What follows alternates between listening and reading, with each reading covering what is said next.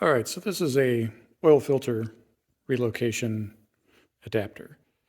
And the issue with this particular type is you thread it on to where the oil filter would normally go, and you tighten it, and once it's tight, it is clocked in whatever position it is tight in with very little leeway. I'm sure you could, tighten it all the way down and back it off a little bit, but even then I wouldn't really trust it.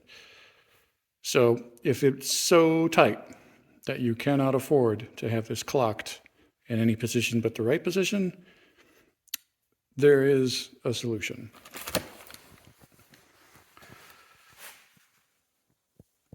This Earl's unit here is it's basically a gigantic banjo fitting. And that big chrome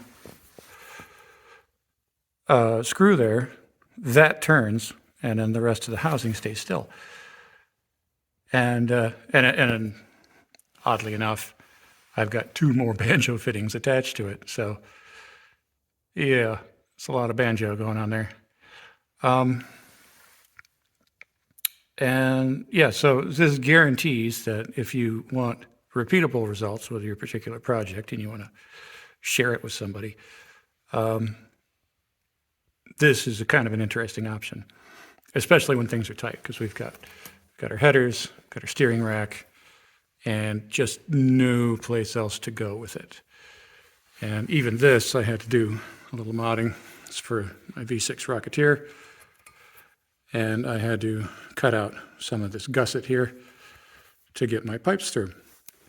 But the good news is the hoses are very straight, and you can see I've got plugs and caps on everything to keep grit from getting in there while I'm working on stuff. And also, if you were to drop the subframe, it makes for easy disconnection. Again, plugs and caps. Keep the junk out of your oil system while you're getting your subframe dropped out of your god-awful dirty project car. Okay, so my head's backed up against the firewall inside the engine bay of the Rocketeer Miata. I got an idea what the oil cooler arrangement is. So over here on the right side, got our cooler, our thermostat, which is quite the piece of kit really, and then under here, basically under the left side headlight bucket is where I put the actual oil filter housing adapter majigger. I guess it's just the oil filter housing. And as you can see, I can actually fit a decent sized oil filter instead of the little stubbies that were in there. They were less than half the height of this oil filter. So maybe this won't go into bypass at idle. And then the idea is that the hoses will come through this area and basically rest straight against here and come down under the upper A-arm and socket into the pipes that I made up that you saw in the subframe. Looks like everything's going to be close enough that there's be no way that even the widest, craziest wheels could touch the hoses. That said, they'll get lots of nice sheath and everything to keep it from getting damaged, but the car itself shouldn't be doing any damage to it.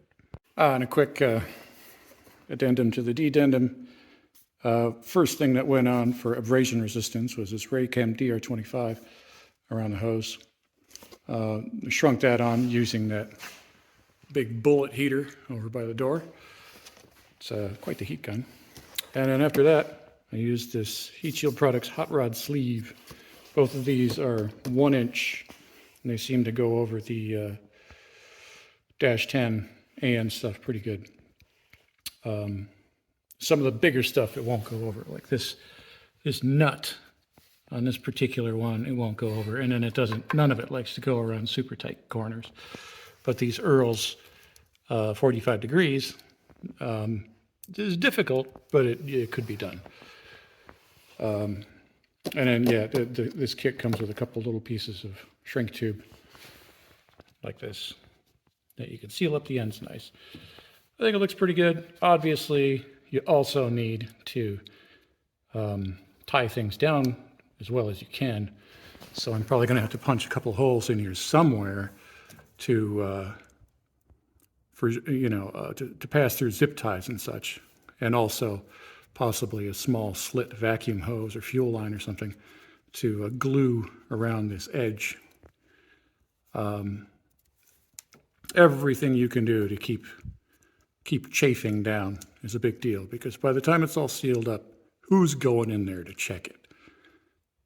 Nobody. Nobody at all. Until it blows. So yeah, tie stuff off. I would tie it off like every 6 inches if I could. Anyway, that should about have it.